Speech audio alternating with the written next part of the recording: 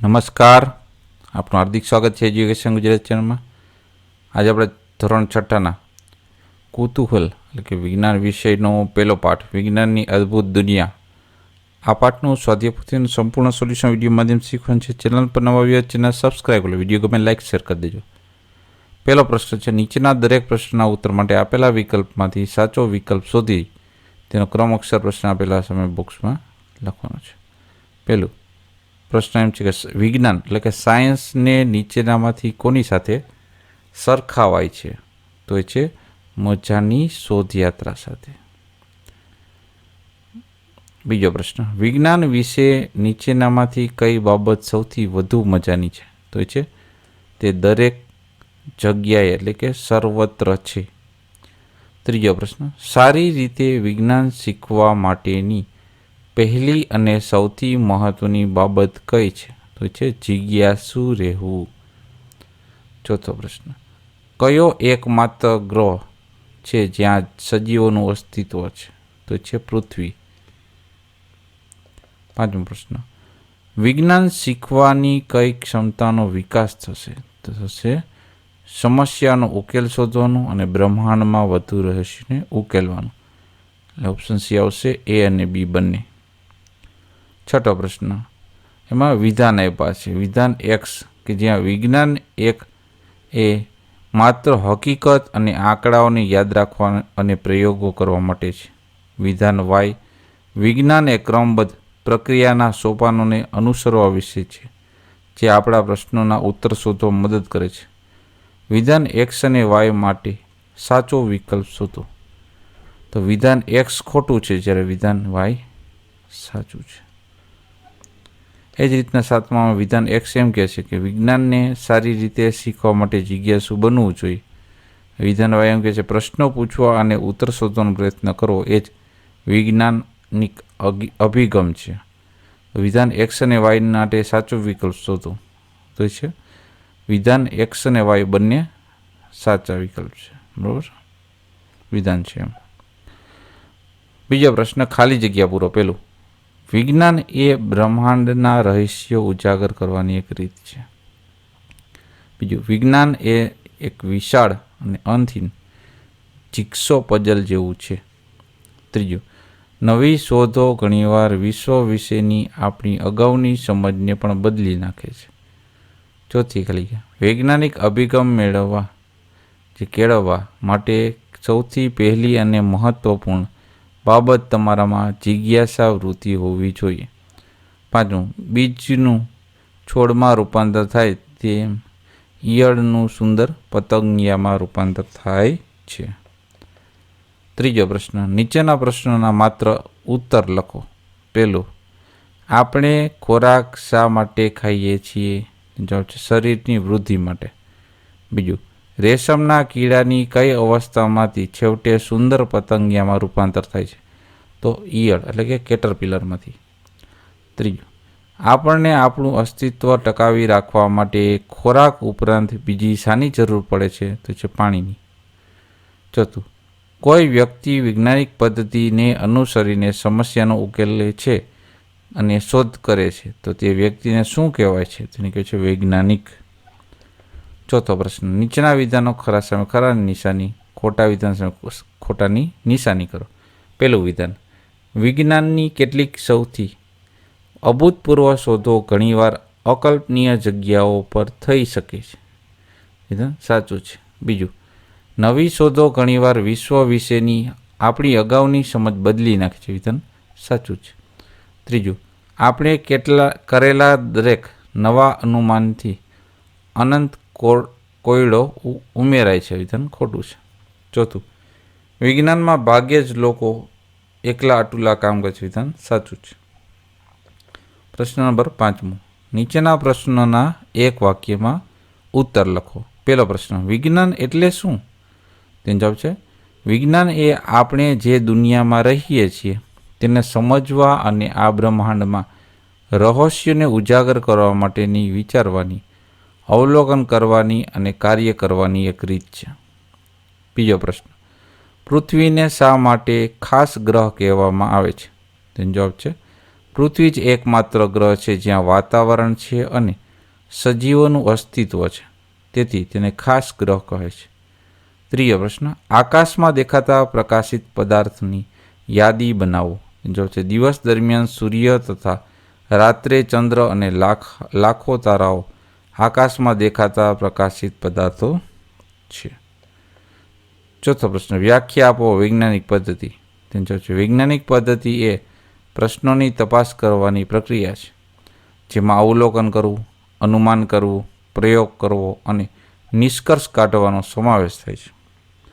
પ્રશ્ન નંબર 6, નીચેના પ્રશ્નોમાં ટૂંકમાં ઉત્તર લખો. પહેલો પ્રશ્ન, આપણે જાતે જ આપણા પ્રશ્નોના ઉત્તરો શોધવાનો પ્રયાસ કેવી રીતે કરી શકીએ? તેનો જવાબ છે આપણા પ્રશ્નોના આપણે જાતે જ ઉત્તર વૈજ્ઞાનિક પદ્ધતિનો ઉપયોગ કરીને શોધી શકીએ. આમ કરવામાં આપણા અવલોકન, વિચાર અને પ્રયોગ આપણને મદદ કરે છે. બીજો પ્રશ્ન, એક સમજદાર વ્યક્તિ બનવા માટે તમારે શા માટે એવું પૂછનાર બનવું જરૂરી છે? સમજાવો. જવાબ છે જિજ્ઞાસુ મન ધરાવતો સમજદાર વ્યક્તિ હંમેશા પ્રશ્ન પૂછે છે. તે તેનું વિવેચનાત્મક અને વિશ્લેષણાત્મક મન દર્શાવે છે. તે તેમની જાતે પ્રશ્નો ઉત્તર મેળવવા પ્રયત્ન કરે છે અને જ્ઞાન દર્શાવે છે. તેથી સમજદાર વ્યક્તિ બનવા માટે આપણે શા માટે એવું પૂછનાર વ્યક્તિ બનવું જરૂરી છે? ત્રીજો પ્રશ્ન, વિજ્ઞાનનો અભ્યાસ કરવાનો હેતુ શું છે? તેનો જવાબ છે વિજ્ઞાન વિષયનો અભ્યાસ કરવાનો હેતુ વિચારવાની, અવલોકન કરવાની, પ્રશ્ન પૂછવાની અને વસ્તુઓ કેવી રીતે કામ કરે છે તે સમજવાની અને પ્રાયોગિક પુરાવા સાથે તથ્ય તપાસ કરવાની જેવા કૌશલ્યોનો વિકાસ કરવાનો છે. પ્રશ્ન નંબર 4, આપણે કેવી રીતે કહી શકીએ કે વિજ્ઞાન દરેક જગ્યાએ એટલે કે સર્વત્ર છે? તેનો જવાબ છે વાત રેતીના નાના કણના અભ્યાસની હોય કે મોટા પર્વતોની, ઘાસના નાના તણખલાની હોય કે મોટા જંગલની, તેમાં હંમેશા કંઈક નવું અને રોમાંચક જાણવાનું હોય છે. મહાસાગરની ઊંડાઈથી લઈને અવકાશની વિશાળતા સુધી, રણ સુધી, દરિયાકાંઠા સુધી હંમેશા કંઈક શોધવાનું હોય છે. રસોડામાં રાંધવાથી લઈ બ્રહ્માંડ સુધી વિજ્ઞાનની કેટલીક સૌથી અભૂતપૂર્વ શોધો ઘણીવાર આવી અકલ્પનીય જગ્યાઓ પર થઈ જાય છે. જ્યારે પણ કોઈ શોધ એ શક્ય હોય ત્યારે વિજ્ઞાન ત્યાં હોય છે. તેથી આપણે કહી શકીએ કે વિજ્ઞાન દરેક જગ્યાએ એટલે કે સર્વત્ર છે. પ્રશ્ન નંબર 5, અહીં આકૃતિ 1 એ આપી છે અને બી આપી છે. આપેલ આકૃતિમાં કાળજીપૂર્વક અવલોકન કરો અને નીચેના પ્રશ્નના ઉત્તર લખો. પહેલો પ્રશ્ન પૂછ્યો, આકૃતિ એને ઓળખો અને તે કોનામાં રૂપાંતરિત થાય છે? તો જવાબ છે આકૃતિ એ ઈયળ એટલે કે કેટરપિલર છે, તે સુંદર પતંગિયામાં રૂપાંતરિત થાય છે. બીજું છે કઈ રચના આકૃતિ બીમાં વિકસિત થઈ છે? અને આકૃતિ એ અને બીમાં કઈ પ્રક્રિયા સામાન્ય લાગે, સરખી લાગે? તો બીમાં છે એ આકૃતિ બી છે એ છોડમાં વિકસિત થાય છે, બીજમાંથી, બરાબર? બીજ હતું એનું છોડ થયો. એટલે મને લાગે છે કે આકૃતિ એ અને આકૃતિ બી બંને આકૃતિમાં વૃદ્ધિ એ સામાન્ય પ્રક્રિયા છે. પ્રશ્ન નંબર 6, વૈજ્ઞાનિકો ઘણીવાર જૂથોમાં સાથે મળીને કેમ કામ કરે છે? તો જવાબ છે વૈજ્ઞાનિકો ઘણીવાર જૂથોમાં સાથે મળીને કામ કરે છે જેથી વિવિધ વિચારો અને કૌશલ્યનો લાભ મળે અને શોધોને વધુ અસરકારક અને ઉપયોગી બનાવી શકાય. ટીમવર્ક તેમને જટિલ સમસ્યાઓને વધુ કાર્યક્ષમતાથી હલ કરવા અને પ્રભાવશાળી પરિણામો મેળવવા માટે સક્ષમ બનાવે છે. પ્રશ્ન નંબર 7 છે વૈજ્ઞાનિક કારણ આપીને સમજાવો. વિજ્ઞાન એ વિશાળ અને અંતહીન જિગ્સો પઝલ છે.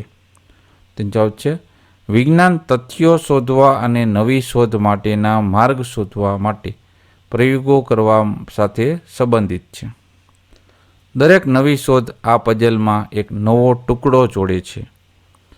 આપણે શું શોધી શકીએ તેની કોઈ સીમા નથી, કારણ કે જ્ઞાનનો દરેક નવો ટુકડો નવા પ્રશ્નો અને નવી શોધો તરફ દોરી જાય છે. ક્યારેક આપણને ખ્યાલ આવે છે કે આ પઝલનો કોઈ ટુકડો ખોટી જગ્યાએ મુકાઈ ગયો હતો અને હવે તેની જગ્યા બદલવાની જરૂર છે. નવી શોધો ઘણીવાર આપણી અગાઉની સમજને બદલી નાખે છે. તેથી વિજ્ઞાન એક વિશાળ અને અંતહીન જિગ્સો પઝલ જેવું છે. પ્રશ્ન નંબર 8. નીચેના પ્રશ્નોના મુદ્દાસર ઉત્તર લખો. વિજ્ઞાનનું મહત્વ સમજાવો. તેનો જવાબ છે વસ્તુઓ કેવી રીતે કામ કરે છે, શા માટે તે થાય છે અને આ જ્ઞાન આપણા જીવનને કેવી રીતે સુધારી શકે તે સમજાવવા માટે. બ્રહ્માંડના રહસ્યો ઉજાગર કરવા માટે. વિચાર પ્રેરક પ્રયોગો દ્વારા આપણે માનવજાત માટે ઉપયોગી વસ્તુ શોધી શકવા માટે વિજ્ઞાનનું મહત્વ છે. પાણીની વિવિધ અવસ્થાઓ જેમ કે પ્રવાહી, પછી ઘન એટલે કે બરફ અને વાયુ એટલે કે પાણીની વરાળને ધ્યાનમાં રાખી આપણે બાષ્પીભવન, વાદળ નિર્માણ અને વરસાદની સમજ મેળવી શકીએ તે માટે. આપણી વિચારવાની અને સમસ્યા ઉકેલવાની કાર્યક્ષમતા વધારવા માટે. સૂર્યપ્રકાશ, ચંદ્રપ્રકાશ, વૃદ્ધિ, ફૂલ ખીલવું, આકાશ ગંગા, ખોરાક, રાંધવા વગેરે વિશે વૈજ્ઞાનિક અભિગમ સાથે જાણવા માટે. આમ વિજ્ઞાન માત્ર જિજ્ઞાસા સંતોષવા માટે મહત્વનું નથી, પરંતુ કુદરતી ઘટનાઓની તપાસ અને સમજ માટે પણ ઉપયોગી છે. પ્રવૃત્તિમાં છે કે સમસ્યા ઉકેલવા માટે અનુસરી શકાય તેવા સોપાનોની યાદી બનાવી. તો સોપાનની યાદીમાં પહેલી છે કે આપણને જે બાબત રસપ્રદ લાગે છે અથવા આપણે સમજી શકતા નથી તેવી કોઈ બાબતનું અવલોકન કરીએ છીએ. બીજું, આ અવલોકન આપણે આશ્ચર્યચકિત કરે છે અને કદાચ આપણને તેના વિશે કોઈ પ્રશ્ન ઉદ્ભવે છે. ત્રીજું, ત્યારબાદ આપણને તે પ્રશ્નના સંભવિત ઉત્તરનું અનુમાન કરીએ છીએ. ચોથું, આપણે પ્રયોગો અથવા વધુ અવલોકનો દ્વારા આ અનુમાનની ચકાસણી કરી છીએ. પાંચમું, પછી આપણને ખરેખર પ્રશ્નોનો ઉત્તર મળ્યો કે નહીં તે નક્કી કરવા આપણે પરિણામોનું વિશ્લેષણ કરવાનો પ્રયાસ કરીએ છીએ. તો આપણે આ પાઠના સ્વાધ્યાયપોથીનું સંપૂર્ણ સોલ્યુશન જોતા રહો એજ્યુકેશન ગુજરાત ચેનલ શીખતા રહો. Thank you. આભાર.